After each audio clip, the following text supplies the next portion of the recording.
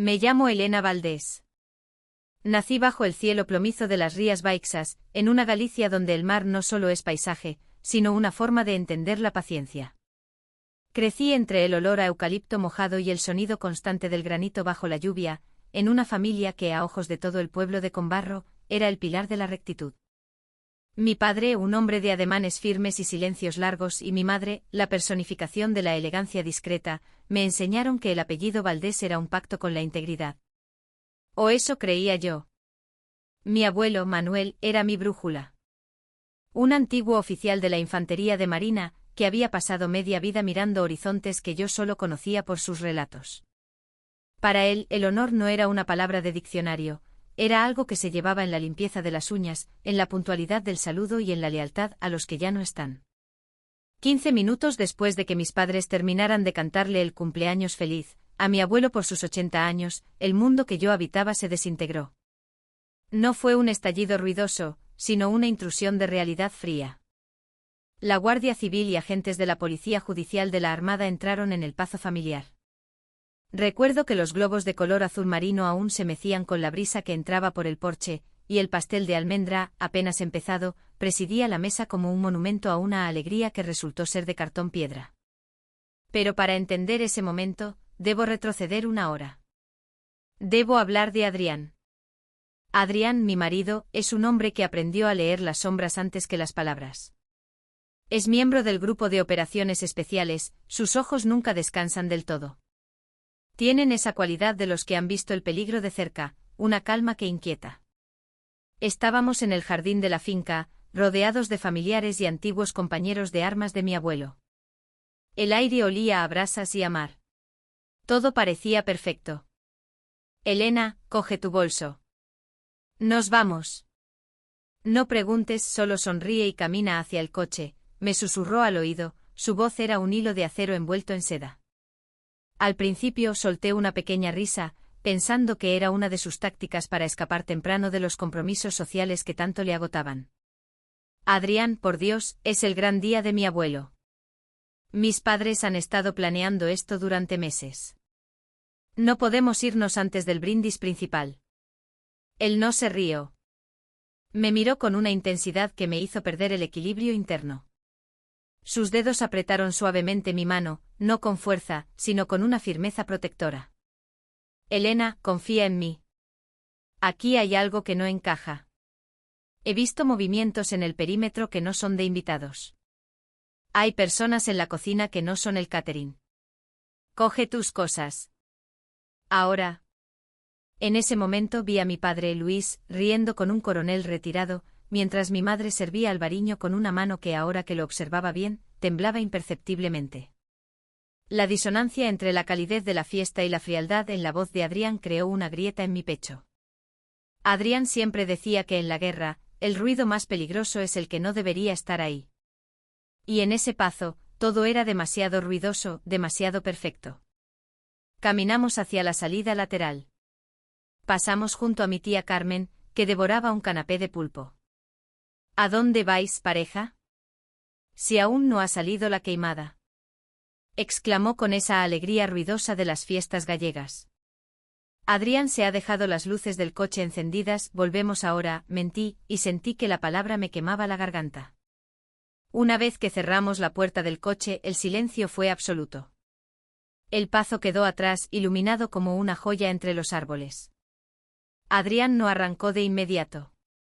Se quedó mirando por el retrovisor con la mandíbula apretada. ¿Qué pasa, Adrián? Me estás asustando, dije, sintiendo como mis manos empezaban a sudar. He reconocido a uno de los hombres cerca del despacho de tu padre. No es seguridad privada, Elena. Es alguien de la sección de delitos económicos de la Armada. Y no estaba allí para celebrar nada. Mi corazón dio un vuelco.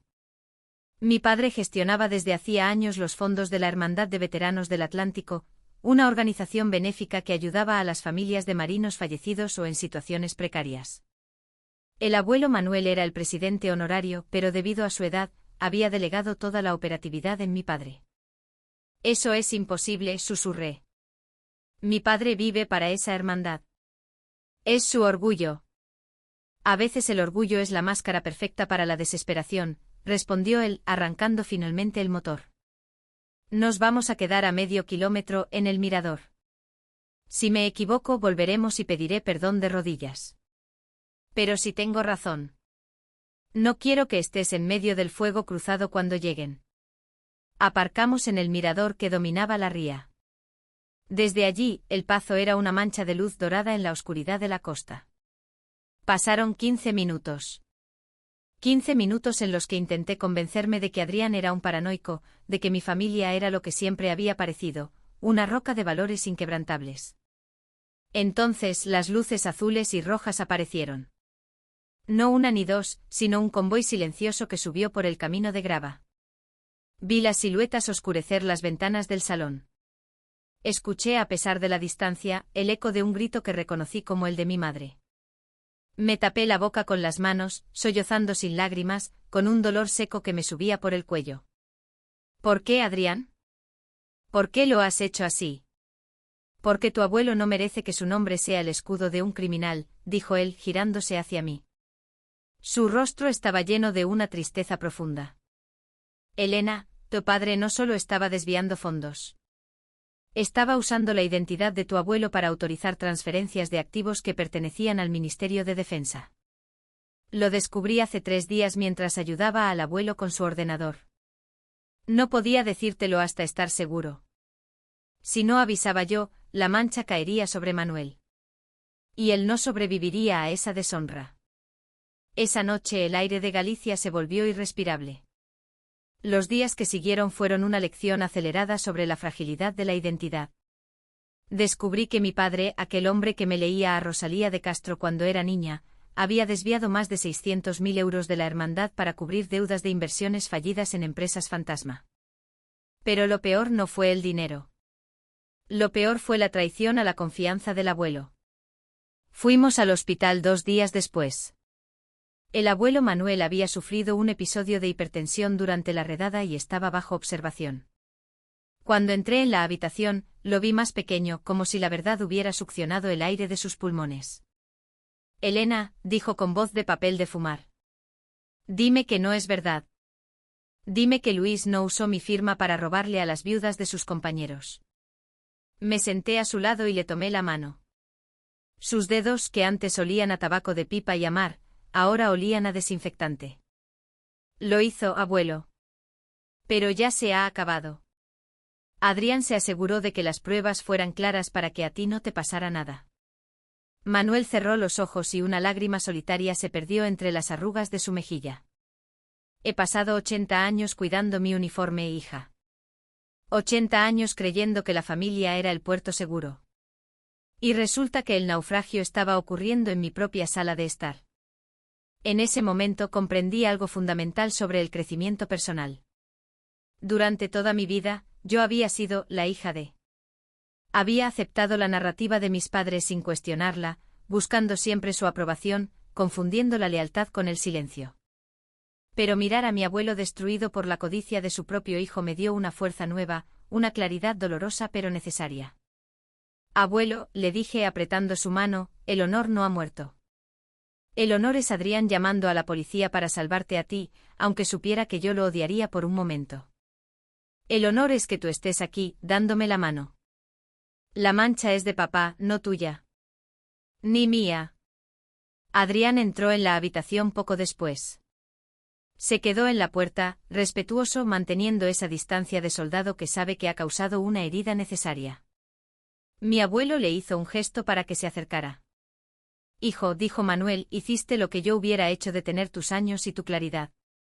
Gracias por no dejar que me fuera a la tumba siendo cómplice de un cobarde. Adrián asintió con la cabeza baja. Lo siento, señor. Ojalá hubiera otra forma. En la mar no hay otra forma de tapar una vía de agua que sellándola, cueste lo que cueste, respondió mi abuelo con una firmeza recuperada. Esa tarde, al salir del hospital, me enfrenté a mi madre. Estaba en la sala de espera, demacrada, con el maquillaje corrido y la mirada perdida. Cuando me vio, se levantó con los brazos abiertos, esperando el refugio de su hija. Elena, tienes que hablar con Adrián. Dile que retire la declaración. Podemos decir que fue un error administrativo, que tu padre devolverá el dinero poco a poco. Me detuve a 1 metro de ella. Por primera vez en mi vida, puse un límite físico y emocional que se sentía infranqueable. No, mamá. No voy a hacer eso. Es tu padre. Gritó ella, y algunas personas en el pasillo se giraron. ¿Cómo puedes ser tan fría? Somos tu familia. La familia no droga al abuelo con sedantes para que firme documentos sin leerlos, mamá, dije, y mi voz sonó extraña para mis propios oídos, más madura, más dueña de sí misma. La familia no utiliza el prestigio de un anciano para robar fondos destinados a huérfanos. Lo que habéis hecho es una traición a todo lo que me enseñasteis a respetar. Estábamos desesperados, Elena. Las deudas. La desesperación explica la caída, pero no la justifica. Habéis tenido años para pedir ayuda, para ser honestos.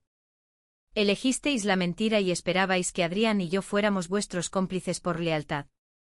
Pero mi lealtad es hacia la verdad y hacia el abuelo. Mi madre me miró como si no me conociera. Y en cierto modo, era verdad.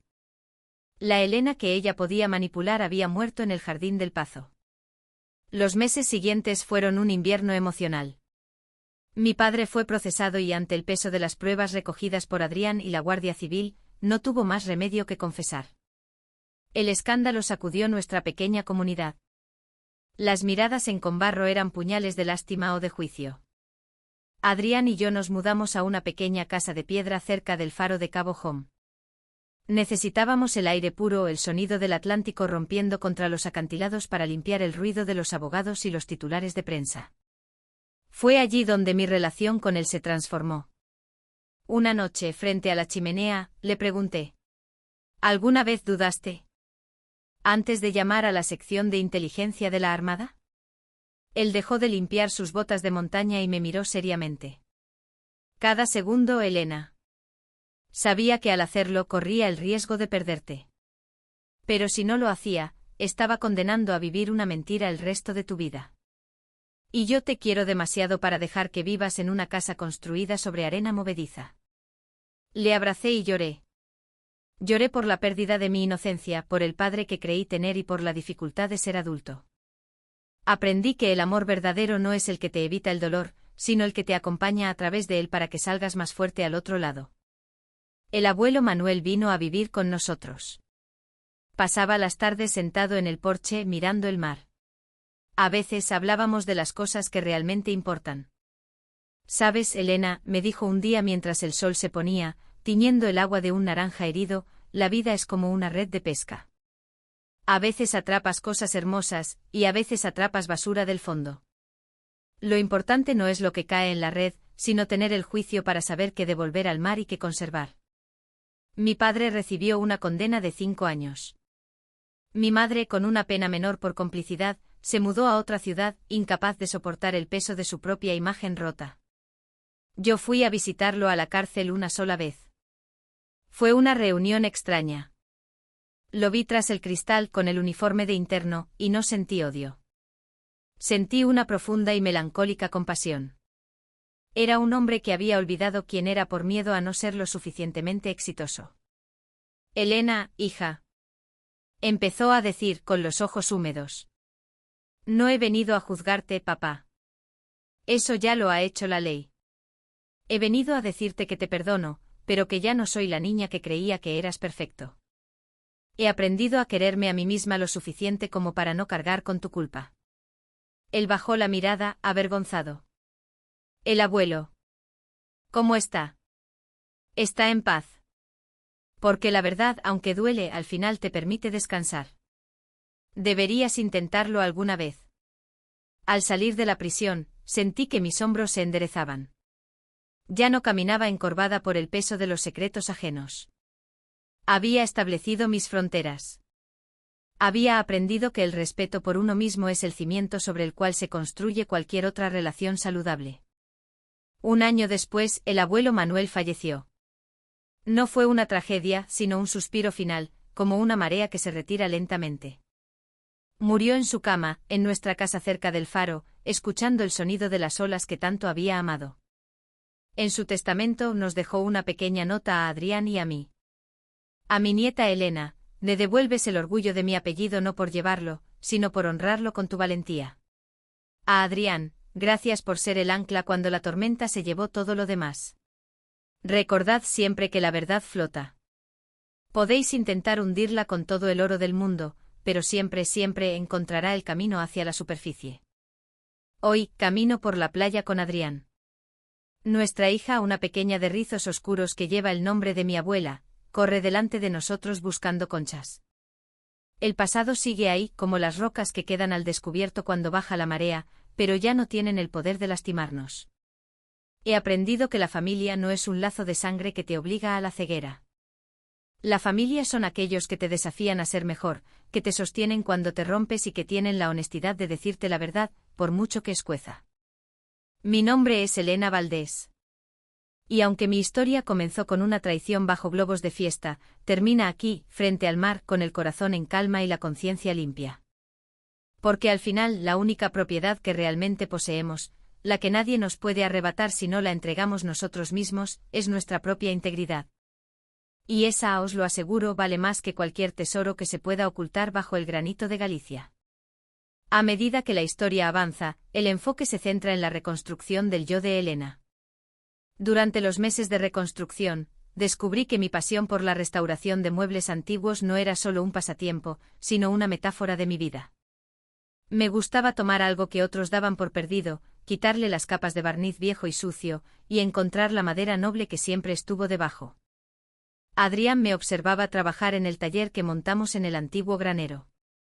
A veces me traía un café y nos quedábamos en silencio, viendo cómo la lija revelaba las vetas del roble o el castaño. «¿Te pareces a esa madera, Elena?», me dijo una tarde. «Has necesitado que te raspen un poco para que el mundo viera lo fuerte que eres por dentro». Sonreí, sintiendo el polvo de madera en mis manos. «A veces hace falta un poco de dolor para quitarse las máscaras, Adrián». Mi relación con Adrián también tuvo que sanar. No es fácil construir una vida después de que tu pareja sea el delator de tu propia sangre. Hubo noches de dudas, noches en las que el fantasma de mi padre se sentaba a la mesa con nosotros. Pero Adrián tuvo la paciencia de un artesano. Nunca se justificó, nunca me pidió perdón por haber hecho lo correcto. Simplemente estuvo ahí siendo mi testigo y mi apoyo. Aprendí a perdonarme a mí misma por no haberlo visto antes. Durante mucho tiempo la culpa me carcomía. ¿Cómo pude ser tan ciega? ¿Cómo no vi las señales? Pero Adrián me recordó que la confianza no es un error de juicio, sino una virtud que otros decidieron traicionar. No te culpes por haber creído en las personas que debían protegerte, me decía mientras caminábamos por los acantilados. La culpa es de quien rompe el pacto, no de quien confía en él. Con el tiempo incluso la relación con mi madre encontró un lugar, no de cercanía emocional total, sino de una tregua respetuosa. Ella nunca llegó a pedir perdón de verdad, atrapada en su propia narrativa de víctima de las circunstancias, pero yo aprendí a escucharla sin dejar que sus palabras infectaran mi paz. Establecí una frontera clara, podíamos hablar del clima, de las flores o de su nueva vida, pero el pasado era un territorio sagrado que ya no permitía sus distorsiones. «Mamá», le dije en una de nuestras llamadas mensuales, «te quiero porque eres mi madre, pero ya no soy la guardiana de tus excusas. Si quieres que tengamos una relación, tiene que ser desde el presente». Fue una de las lecciones más difíciles, entender que puedes amar a alguien y aún así, elegir no permitirle un lugar central en tu mesa. La autovía hacia la madurez está pavimentada con despedidas necesarias. El final de mi historia no es un cierre perfecto con un lazo de seda. Es un final abierto como el horizonte de la ría. Mi padre saldrá de prisión el año que viene. No sé si volveremos a comer juntos, ni si podré volver a confiar en él. Lo que sí sé es que ya no tengo miedo a esa incertidumbre. Tengo mi taller, tengo a Adrián, y tengo el recuerdo de mi abuelo Manuel susurrándome que el honor es una elección diaria. Una tarde, mientras terminaba de restaurar un viejo escritorio que perteneció a la hermandad, uno de los pocos objetos que rescatamos antes de que el Pazo fuera vendido para pagar las indemnizaciones, encontré un compartimento secreto. Dentro no había dinero ni documentos comprometedores. Había una fotografía vieja, de cuando yo tenía 5 años, sentada en las rodillas de mi padre. En la foto ambos sonreíamos con una pureza que me dolió ver. Por un momento sentí el impulso de romperla. Pero luego la acaricié con el pulgar. Esa niña de la foto merecía que yo fuera fuerte. Merecía que yo no me convirtiera en una persona amarga. Guardé la foto en un cajón. Es parte de mi historia, pero ya no es mi destino. La luz de Galicia empieza a desvanecerse, dando paso a ese azul profundo que precede a la noche. Adrián entra en el taller y me rodea con sus brazos. Huele a lluvia y a hogar. ¿En qué piensas? Me pregunta apoyando su barbilla en mi hombro. En que el abuelo tenía razón, respondo mirando hacia el mar. La verdad flota. Pero lo que no nos dijo es que una vez que sale a la superficie, tienes que aprender a nadar con ella. Y eso es lo que estamos haciendo. Nadar. Con brazadas largas y seguras, hacia un mañana donde las palabras significan lo que dicen, y donde el amor no necesita sombras para sobrevivir. Mi nombre es Elena Valdés. Soy hija de un hombre que perdió el camino y nieta de un hombre que nunca lo olvidó. Soy la mujer que aprendió que la mayor libertad es no tener nada que ocultar. Y mientras el faro de Cabo Home empieza a girar su luz sobre el agua, sé que por fin he llegado a puerto. El silencio del pazo ya no me persigue. El ruido de las sirenas se ha convertido en un eco lejano. Lo único que queda es el latido de una vida auténtica, una que elegí yo misma, pieza por pieza, barniz por barniz. Y si alguna vez te encuentras en una encrucijada donde la lealtad y la verdad parecen caminos opuestos, recuerda mi historia. No tengas miedo de la luz. Porque aunque al principio te ciegue, es la única que te mostrará el camino de regreso a ti misma. La marea sube, el ciclo continúa, y yo por primera vez me siento entera.